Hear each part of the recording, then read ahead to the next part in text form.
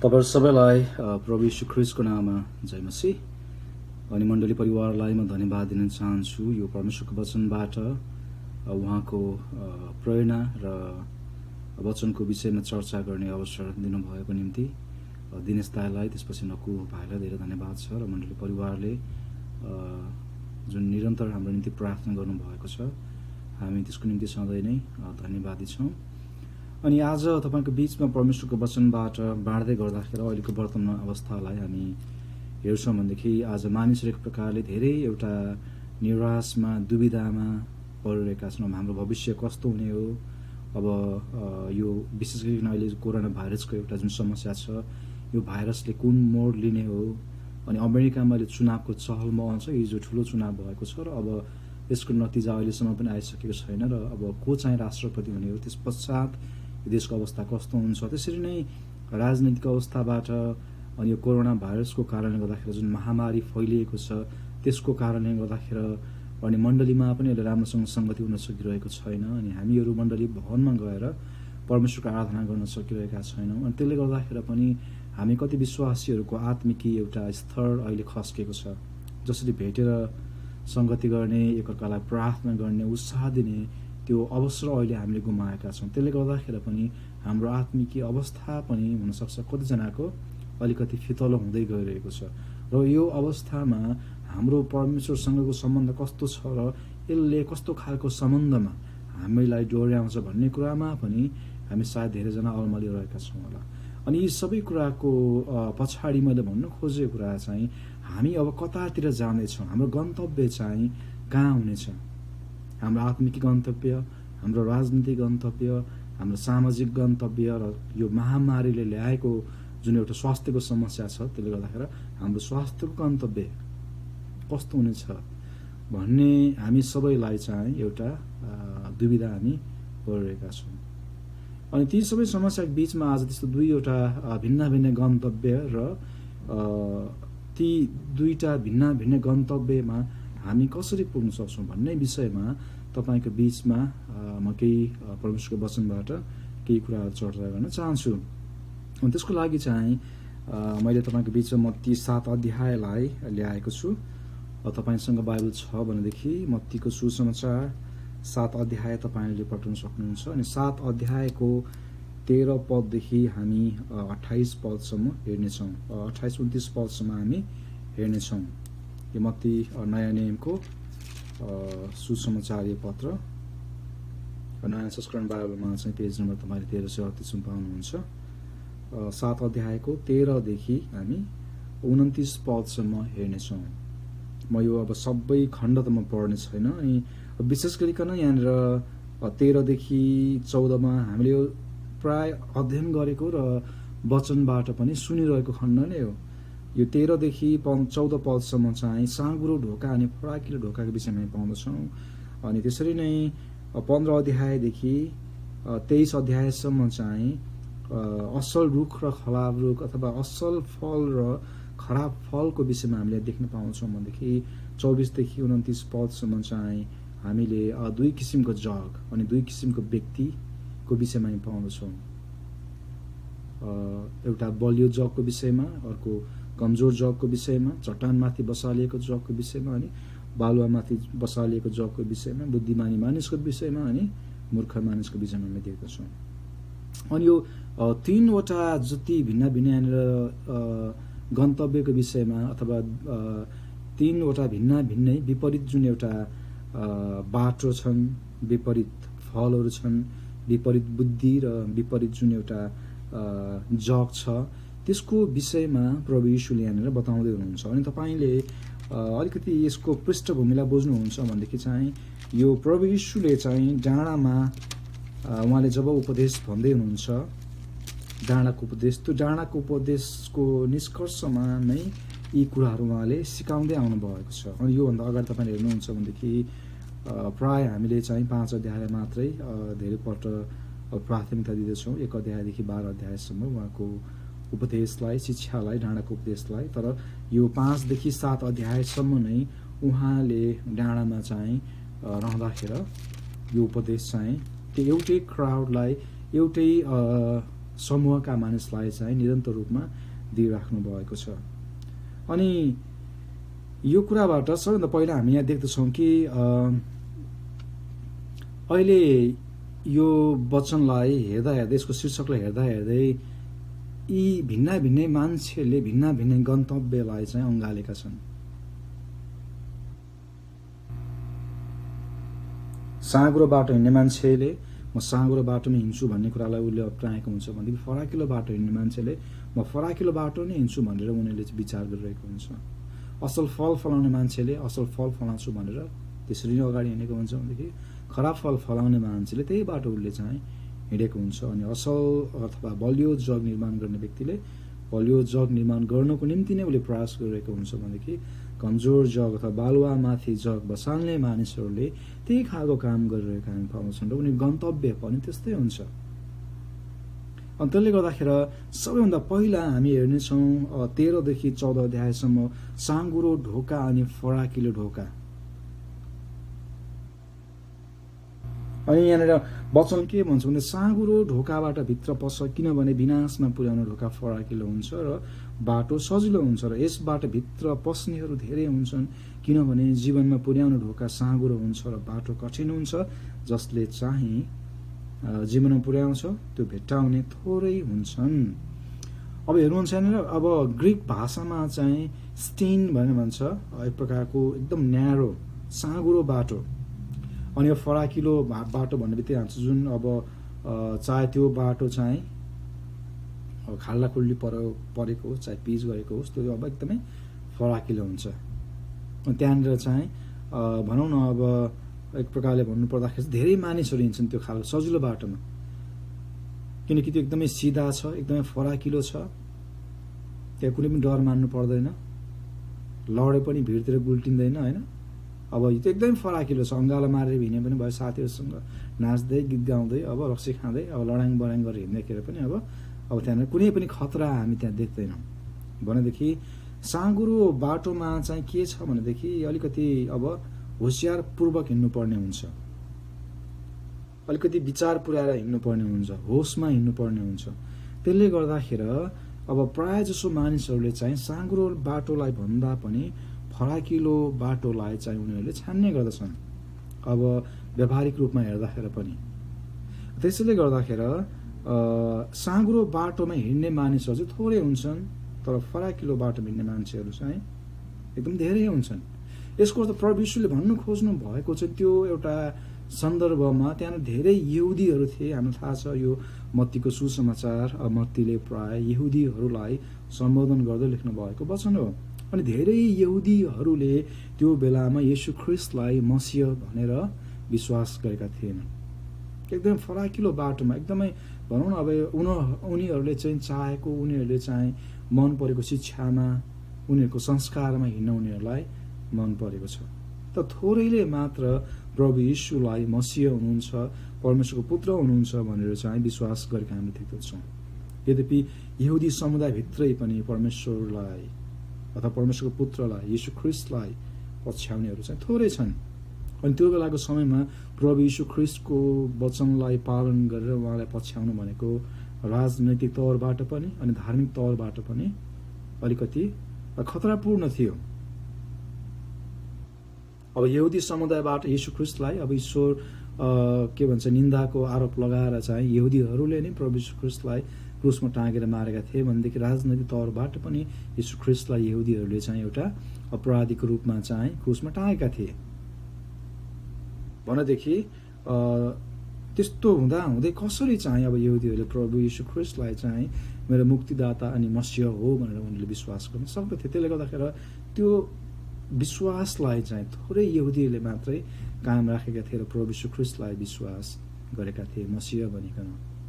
अनि अहिलेको वर्तमान अवस्थामा पनि अब प्रभु येशू ख्रिस्टलाई विश्वास नगरिकन हिँड्नेहरू धेरै छन् किनकि प्रभु येशू ख्रिस्टलाई विश्वास गर्दाखेरि कति धेरै सतावटहरू कति धेरै दुःखहरू कष्टहरू सामना गर्नुपर्छ भन्ने कुरा त प्रभु येशू ख्रिस्टले नै बताउनु भएको छ आफ्नो वचनमा। भनेदेखि थोरै मानिस मात्र छन् जुन मानिसहरूले चाहिँ प्रभु येशूको खातिर आफैलाई क्रुस बोक्नको निम्ति समर्पण गरेका हुन्छन्।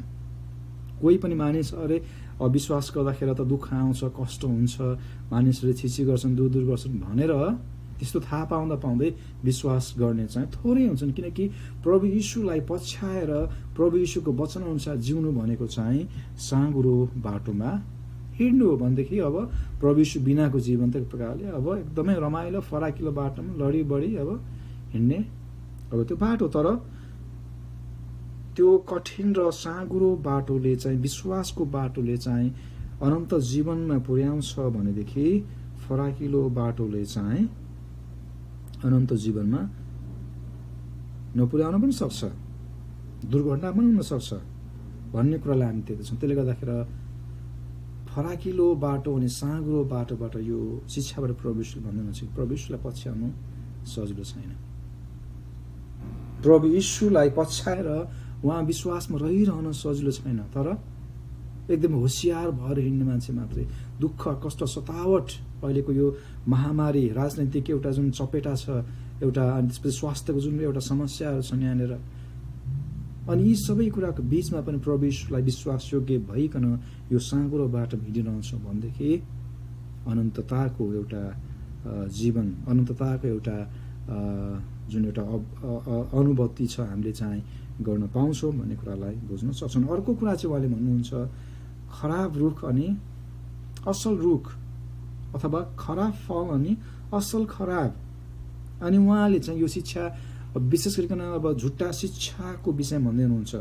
झुटा अगमवक्ताहरूदेखि होसियार बस जो तिमीहरू कहाँ भेडाको भेषमा आउँछन् तर भित्रपट्टि चाहिँ डर लाग्दा बुवासहरू जस्ता हुन्छन्, तिनीहरूका फलबाट तिमीहरूले तिनीहरूलाई चिन्नेछौ। हेर्नुहोस् त्यहाँनिर चाहिँ अब फलको विषय। अनि के काँडाका बोटबाट अङ्गुर अथवा सिउँडीबाट अन्जिर टिपिन्छ र त्यसै गरी हरेक असल रुखले असल फल फलाउँछ तर खराब रुखले खराब फल फलाउँछ। असल रुखले खराब फल फलाउन सक्दैन, न त खराब रुखले असल फल नै फलाउन सक्दछ। असल फल नफलाउने हरेक रुख काटी ढालिन्छ र आगोमा फालिन्छ। यसरी ती अगमवक्ताहरूलाई पनि तिनीहरूका फलबाट चिन्नेछौ। अनि यहाँ दुई किसिमको फलको विषयमा कुरा गर्दाखेरि असल फल खराब फल। अब त्यो असल फल कहाँबाट आउँछ भन्दा असल रुखबाटै आउँछ, अनि खराब फल कहाँबाट आउँछ भन्दा खराब रुखबाटै आउँछ। अनि कस्तो रुख भन्दाखेरि अब कस्तो अब भनौँ न स्रोत भन्दाखेरि चाहिँ अब सिकाउने व्यक्ति अगमवक्ता। असल अगमवक्ताबाट असल कुरा आउँछ भनेदेखि, असल शिक्षा आउँछ भनेदेखि खराब अगमवक्ताबाट खराबै शिक्षा आउँदछ। अन्जिरको बोटबाट अन्जिरको फल आउँछ भनेदेखि अङ्गुरको बोटबाट अङ्गुरको फल चाहिँ मानिसले टिप्न सक्छन् भन्ने एउटा जुन सिद्धान्तलाई यहाँनिर मत्तीले देखाएका छन्। अहिले वर्तमान अवस्थामा हेर्नुहुन्छ भनेदेखि हामी घरमा छौँ। अब अहिले धेरै यो सेवा सङ्गतिहरू पनि यो जुमबाट, फेसबुकबाट, त्यसपछि विभिन्न मिडियाका जुन माध्यमबाट हामीले गरिरहेका छन्। र अहिले हाम्रो विश्वासीहरू पास्टर अगुवाको अनुपस्थिति बिना अब एउटा मेन्टर उनीहरूको भनौँ न उपस्थितिमा उनीहरूसँग रहेर सिकेर अब सेवा सङ्गति अब गरिरहनु भन्दाखेरि पनि अब त्योभन्दा विकल्पमा अब आफ्नै तरिकाले चाहिँ अब म वचन चाहिँ अब म फेसबुकबाट सुन्छु, म वचन चाहिँ अब युट्युबबाट सुन्छु भनेर पनि अब त्यहाँ अब युट्युबभित्र गइसकेपछि विभिन्न प्रकारका शिक्षाहरू छन्। त्यहाँनिर फेसबुकमा अब विभिन्न प्रकारका वचनहरू त्यहाँ मानिसहरूले सेयर गरिरहेका हुन्छन्। तर त्यो वचन हाम्रो निम्ति लाभदायक छ कि छैन, त्यो बाइबलले छ कि छैन, त्यसले भन्न खोजेको कुरा के हो, त्यसले हाम्रो मण्डलीको मूल्य र मान्यतालाई सपोर्ट गर्छ कि गर्दैन भन्ने कुरालाई थाहै नपाइकन अरे यस्तो मान्छेले अर्को मान्छेले यस्तो कुरा भनिरहेको छ, फलाना मण्डलीले त यस्तो गरिरहेको छ, फलाना पास्टरले त यस्तो सिकाइरहेको छ, हाम्रो मण्डलीमा चाहिँ त्यो किन छैन, हामीले त्यो किन गर्दैन, एकदमै गर्दाखेरि राम्रो लाग्यो, एकदमै रमाइलो लाग्यो भन्ने विचारहरू सायद हामीमा चाहिँ पैदा हुन सक्छ। तर त्यो अब शिक्षा कस्तो छ भनेर हामीले जाँच्न आवश्यक छ। अब त्यो देख्ने बित्तिकै अब सुन्ने बित्तिकै राम्रो छ, देख्ने बित्तिकै राम्रो छ भन्दैमा त्यही राम्रो हो भन्ने निष्कर्षमा हामी कहिले पनि पुग्न हुँदैन। त्यसको फल कस्तो छ, त्यसले कस्तो स्वाद दिन्छ, न त त्यो अब के भन्छ अब ब्वाँसोको भेषमा आएको अब भेडा पो हो कि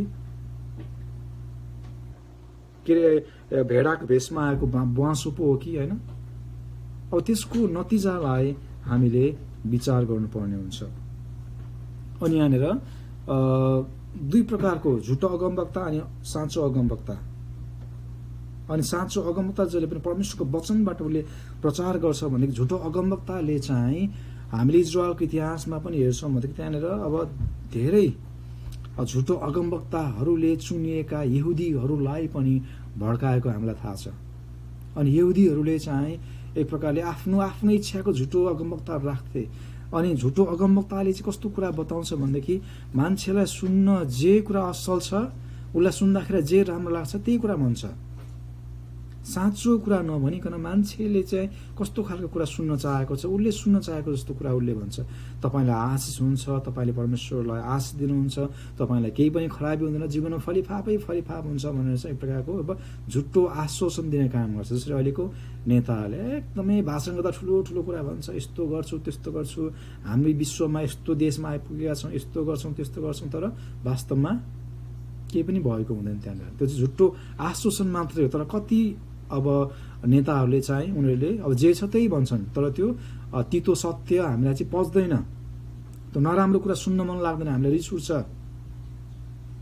त्यसले गर्दाखेरि परमेश्वरको अब साँचो अगमवक्ताहरूले परमेश्वरको साँचो वचनलाई प्रचार गर्दाखेरि त्यो तितो हुन्छ धेरैपल्ट हामीलाई त मन पर्दैन। तर वास्तवमा त्यो हामीले भन्नुपर्ने हुन्छ, बताउनु पर्ने हुन्छ। अगुवा भएको कारणले गर्दाखेरि, पास्टर भएको कारणले गर्दाखेरि, परमेश्वरको डर मान्ने विश्वासी भएको कारणले गर्दाखेरि हामीले विश्वासीहरूलाई मन नपर्ने कुरा पनि बताउन सक्नुपर्छ।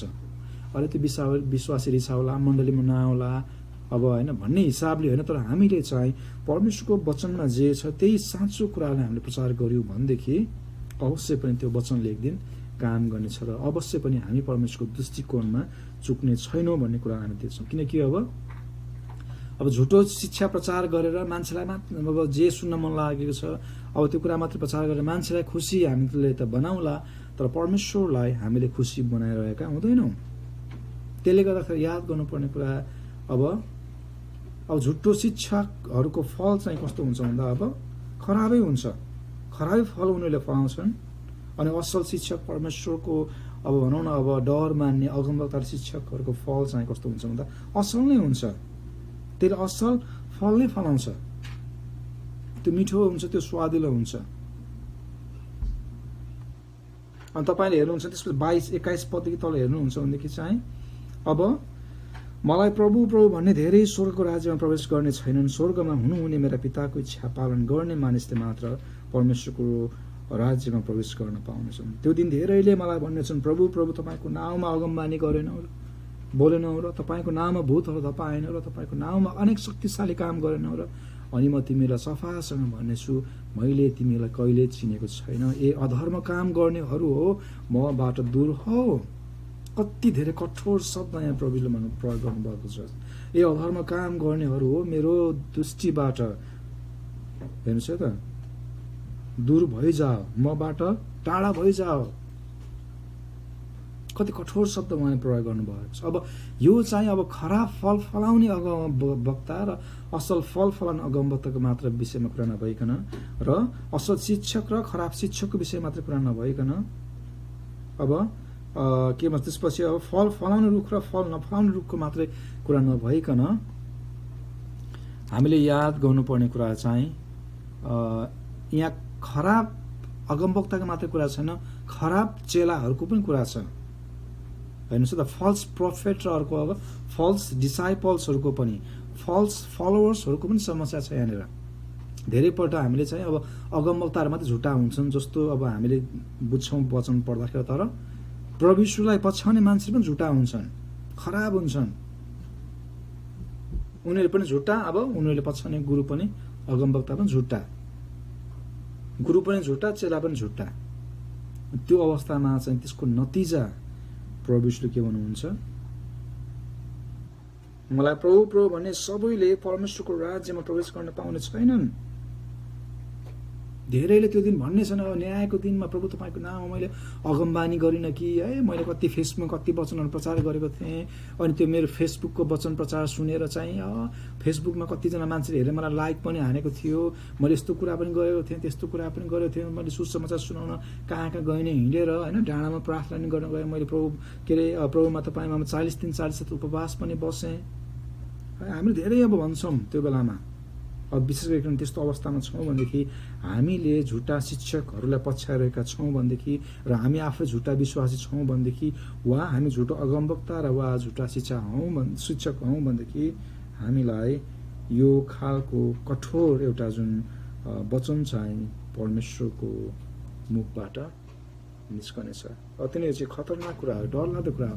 हामी विश्वासी हुन्छौँ। फराकिलो बाटोमा हिँड्ने मान्छेले चाहिँ झुटो शिक्षालाई पछाइरहेको हुन्छ र खराब फल फलाएको हुन्छ भनेदेखि साँगुरो बाटोमा र प्रभुको वचनमा हिँड्ने मान्छेले चाहिँ असल फल फलाइरहेको हुन्छ र साँचो परमेश्वरको वचनलाई, साँचो अगमवक्ता र शिक्षकलाई उसले चाहिँ पछ्याइरहेको हुन्छ भन्ने कुरालाई हामी देख्दछौँ। अनि त्यसले एउटा गन्तव्य लान्छ भनेदेखि अर्कोले अर्को गन्तव्यतिर लाने काम गर्दछ। असल गन्तव्य अनि खराब गन्तव्यतिर लाने काम गर्दछ। अन्तिममा हामी हेर्छौँ त्यहाँनिर अब 24 पददेखि तर 29 पदमा देख्छौँ त्यहाँनिर अब यसकारण जसले मेरा वचन सुन्छन् र पालन गर्छन्, म एउटा बुद्धिमान मानिससँग त्यसको तुलना गर्नेछु। र जसले आफ्नो घर चट्टानमाथि बनायो अनि पानी पर्यो र बाढी आयो अनि हुरी चल्यो र त्यस घर माथि बजार्यो र पनि त्यो घर ढलेन किनकि त्यो चट्टानमाथि बसालिएको थियो। जसले मेरो वचन सुनेर पनि पालन गर्दैन त्यसको तुलना एउटा मूर्ख मानिससँग गरिन्छ जसले आफ्नो घर बालुवामाथि बनायो, पानी पर्यो र बाढी आयो अनि हुरी चल्यो र त्यसको घरमाथि बजारियो र त्यो घर ढल्यो अनि त्यसको ठुलो विनाश भयो। अब यहाँ देख्छौँ, अब यहाँ पनि दुई किसिमको कुरा छ।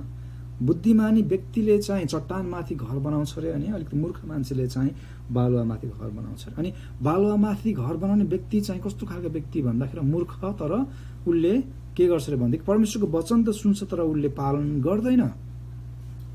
त्यो खालको अब चरित्र भएको व्यक्तिले चाहिँ परमेश्वरको वचनलाई सुन्छ तर पालन गर्दैन अनि त्यो व्यक्तिलाई चाहिँ बालुवामाथि घर बनाउने मूर्ख मानिससँग तुलना गरिएको छ। जब उसको विश्वास अन्त्यमा जाँचिन्छ, हुरी बतास आउँछ, सबै घर भत्काएर लान्छ भनेदेखि बुद्धिमानी मानिसले चाहिँ के गर्छ भनेदेखि परमेश्वरको वचनलाई सुन्छ, पालन गर्छ र परमेश्वरको वचन अनुसार नै जिउँछ। त्यो मानिसलाई चाहिँ बुद्धिमानी व्यक्ति र चट्टान र बलियो जगमाथि घर बसाल्ने व्यक्तिको उपमा यहाँनिर परमेश्वरले दिनुभएको छ। त्यसले गर्दाखेरि तीनवटा भिन्न जुन एउटा बाटोहरू छन्, खराब बाटो, असल बाटो, खराब फल, असल फल, साँगुरो बाटो, फराकिलो बाटो, त्यसपछि बलियो जग अनि कमजोर जग, बुद्धिमानी मानिस अनि मूर्ख मानिस। अब हामीले कुरा गर्दाखेरि केवल यो साँगुरो बाटो र फराकिलो बाटो मात्र कुरा छैन, दुईवटा बाटो। केवल यहाँनिर के भन्छ असल फल र खराब फलको मात्र कुरा छैन अनि बलियो जग र कमजोर जगको मात्र कुरा छैन। अब यहाँ कुरा के आउँछ भनेदेखि यी कुराले अर्को दुईवटा गन्तव्यलाई पनि देखाउने काम गर्दछ। स्वर्ग कि नर्क, अनन्त जीवन कि अनन्त मृत्यु।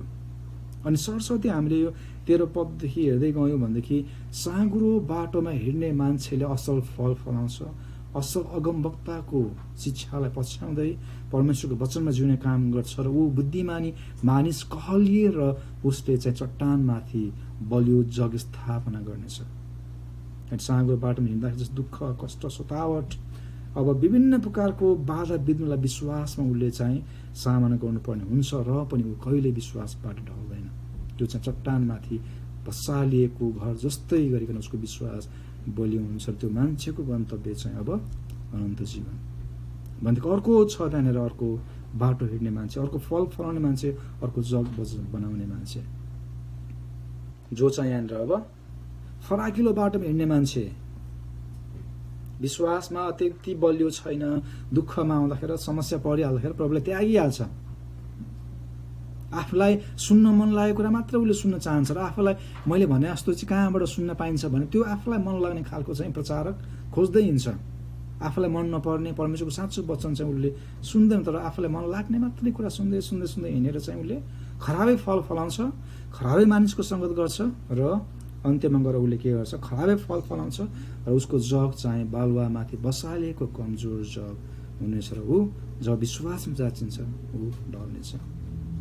त्यसले गर्दाखेरि आज हामीले कस्तो जगमा घर बनाइरहेका छौँ, कस्तो फल फलाइरहेका छौँ, कस्तो बाटोमा हिँडिरहेका छौँ। मलाई विश्वास छ हाम्रो मण्डली परिवार असलै बाटोमा हिँड्नुहोस्, असलै फल फलाउनुहोस् र असल अनि बलियो जगमा आफ्नो विश्वास निर्माण गर्दै जस्तो सुकै अवस्थामा पनि प्रभुलाई पहिलो प्राथमिकता दिँदै अनन्तताको मार्गमा लागिने रहौँ। अहिले संसार अति नै दुष्ट छ। संसारमा अहिले शैतानले आफ्नो धेरै अब भनौँ शक्तिशाली काम गरेर विश्वासमा चुनेकाहरूलाई भड्काउने काम गरिरहेको छ। र पनि जुन एउटा परमेश्वरको साँगुरो बाटोमा हिँडिरहेका छौँ र हिँड्नुपर्ने हो, जुन असल फल असल कामहरू गर्नुपर्ने हो, असल शिक्षाहरू प्रचार गर्नुपर्ने हो, त्यो कुरामा लागिरहँ र विश्वासको जगलाई सधैँ असल अनि त्यो एउटा बलियो चट्टानमाथि बसाल्दै परमेश्वरको महिमा हामीले गरौँ। हुन्छ, धन्यवाद छ। परमेश्वरले तपाईँ सबैलाई आशिष दिनुभएको होस्। म यति नै राख्नेछु परमेश्वरको वचनलाई। परमेश्वरको अनुग्रह अनि आशिष तपाईँ सबैलाई प्रशस्तै मात्रामा भएको होस् र फेरि पनि यो समय दिनुभएको लागि धन्यवाद छ। जय मसीह। सबै मण्डली परिवारलाई जय मसीह। परमप्रभुले तपाईँहरू सबैजनालाई सुरक्षा र आशिष दिइराख्नु भएको छ भनिकन म पूर्ण विश्वासमा छु र प्रार्थना निरन्तरता तपाईँहरूको निम्ति मेरो छ। र विशेष गरिकन आजको वचनबाट हामीलाई आशिषित तुल्याउनु हुने हाम्रो प्रभुमा अति नै आदरणीय डाक्टर ओलोक भाइलाई म धन्यवाद दिन चाहन्छु। युएसबाट उहाँले प्रभुको वचनलाई मण्डली परिवारको लागि रेकर्ड गरेर पठाउनु भयो। व्यस्तताको बावजुदमा पनि मैले केही समय अगाडि भाइलाई अनुरोध गरेको थिएँ अनि भाइलाई मेरो हृदयदेखि धेरै धन्यवाद।